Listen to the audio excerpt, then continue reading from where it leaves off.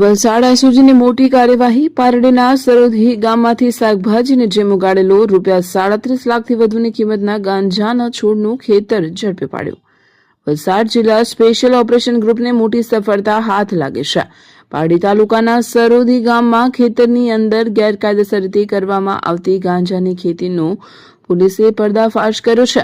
ચોંકાવનારી વાત એ છે કે આરોપી અહીં શાકભાજીની જેમ ગાંજાનું વાવેતર કરી રહ્યો હતો. પોલીસે ઘટના સ્થળેથી લાખો રૂપિયાની કિંમતનો ગાંજો જપ્ત કરીને એક આરોપીની ધરપકડ કરી લીધી છે, જ્યારે મુખ્ય સૂત્રધારને પકડવા માટે ચક્રો ગતિમાન કર્યા છે. વલસાડ જિલ્લા એસઓજીની ટીમે બાતમીના આધારે પારડી તાલુકાના સરોધી ગામમાં એક ખેતરમાં દરોડા પાડ્યા હતા. પોલીસ જ્યારે ખેતરમાં પહોંચી ત્યારે ત્યાંનો નજારો જોઈને ખુદ અધિકારીઓ પણ દંગ રહી ગયા હતા.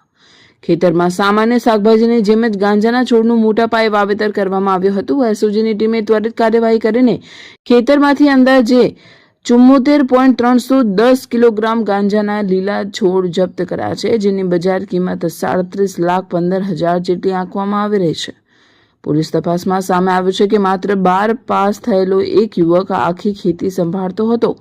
પોલીસે આ મામલે કપરાડા તાલુકાના 23 વર્ષીય યુવક જીતેન્દ્ર વાલીની ઘટનાસ્થળેથી જ ધરપકડ કરી લીધી છે.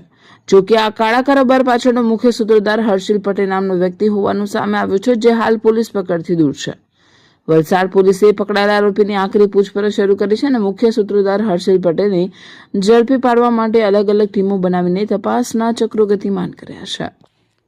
અમારી લાઈવ ન્યૂઝ 24 ચેનલને સબસ્ક્રાઇબ કરો. બેલ આઇકોન દબાવો જેથી આવનાર ન્યૂઝ અપડેટ્સની નોટિફિકેશન આપ સુધી સૌથી પહેલા